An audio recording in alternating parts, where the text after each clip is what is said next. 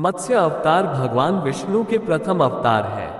मछली के रूप में अवतार लेकर भगवान विष्णु ने एक ऋषि को सब प्रकार के जीव जंतु एकत्रित करने के लिए कहा और पृथ्वी जब जल में डूब रही थी तब मत्स्य अवतार में भगवान ने उस ऋषि की नाव की रक्षा की।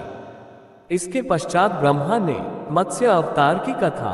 एक बार ब्रह्मा जी की असावधानी के कारण एक बहुत बड़े दैत्य ने वेदों को चुरा लिया। उस दैत्य का नाम हयग्रीव था। वेदों को चुरा लिए जाने के कारण ज्ञान लुप्त हो गया। चारों ओर अज्ञानता का अंधकार फैल गया और पाप तथा अधर्म का बोलबाला हो गया। तब भगवान विष्णु ने धर्म की रक्षा के लिए मत्स्य रूप धारण करके हयग्रीव का वध किया और वेदों की रक्षा की। भगवान ने मत्स्य का रूप किस प्रकार धारण किया, इसकी विस्मयकारिणी कथा इस प्रकार है। कल्पांत के पूर्व एक पुण्यात्मा राजा तप कर रहा था। राजा का नाम सत्यव्रत था। सत्यव्रत पुण्यात्मा तो था ही, बड़े उदार हृदय का भी था। प्रभात का समय था, सूर्योदय हो चुका था। सत्यव्रत कृतमाला नदी में स्नान कर रहा था। उसने स्नान करने के पश्चात जब तर्पण के लिए अंजलि में जल लिया तो अंजलि में जल के साथ एक छोटी सी मछली भी आ गई। सत्यव्रत ने मछली को नदी के जल में छोड़ दिया। मछली बोली, राजन, जल के बड़े बड़े जीव छोटे छोटे जीवों को मारकर खा जाते हैं। अवश्य कोई बड़ा जीव मुझे भी मारकर खा जाएगा। कृपा करके मेरे प्राणों की रक्षा कीजिए। सत्यव्रत के हृदय में दया उत्पन्न हो उठी। उसने मछली को जल से भरे हुए अपने कमंडलू में डाल दिया। तभी एक आश्चर्यजनक घटना घटी। एक रात में मछली का शरीर इतना बढ़ गया कि कमंडलू उसके रहने के लिए छोटा पड़ने लगा। दूसरे दिन मछली सत्यव्रत से बोली, राजन, मेरे रहने के लिए कोई दूसरा स्थान ढूंढिए, क्योंकि मेरा शरीर बढ़ गया है। मुझे घूमने फिरने में बड़ा कष्ट होता है। सत्यव्रत ने मछली को कमंडलू से निकालकर पानी से भरे हुए मटके में रख दिया। यहां भी मछली का शरीर रात भर में ही मटके में इतना बढ़ गया कि मटका भी उसके रहने के लिए छोटा पड़ गया।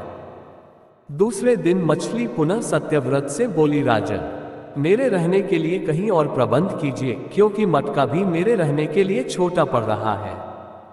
तब सत्यव्रत ने मछली को निकालकर एक सरोवर में डाल किया, किंतु सरोवर भी मछली के लिए छोटा पड़ गया।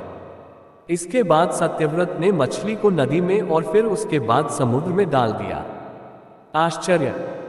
समुद्र में भी मछली का शरीर इतना अधिक बढ़ गया कि मछली के रहने के लिए वह छोटा पड़ गया।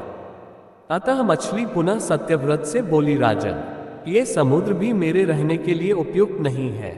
मेरे रहने की व्यवस्था कहीं और कीजिए। अब सत्यव्रत विस्मित हो उठा। उसने आज तक ऐसी मछली कभी नहीं देखी थी। वह विस्मय भरे स्वर में बोला, मेरी बुद्धि को विस्मय के सागर में डुबो देने वाले आप कौन हैं?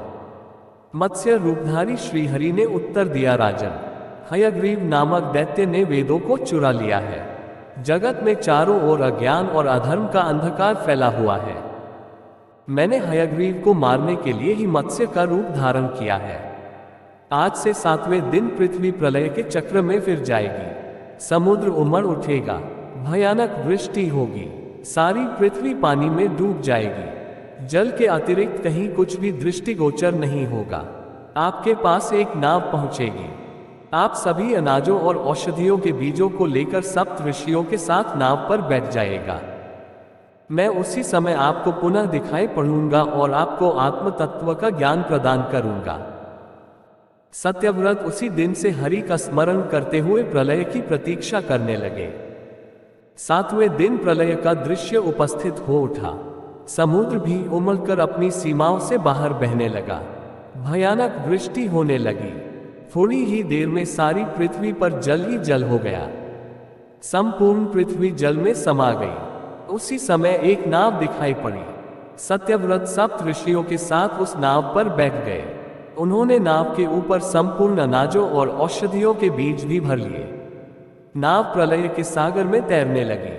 प्रलय के उस सागर में उस नाव के अतिरिक्त कहीं भी कुछ भी नहीं दिखाई दे रहा था। सहसा मत्स्य रूपी भगवान प्रलय के सागर में दिखाई पड़े। सत्यव्रत और सप्त ऋषि गण मत्स्य रूपी भगवान की प्रार्थना करने लगे। भगवान से आत्मज्ञान पाकर सत्यव्रत का जीवन धन्य हो उठा। वे जीते जी ही जीवन मुक्त हो गए। प्रलय का प्रकोप शांत होने पर मत्स्य रूपी भगवान ने हयग्रीव को मारकर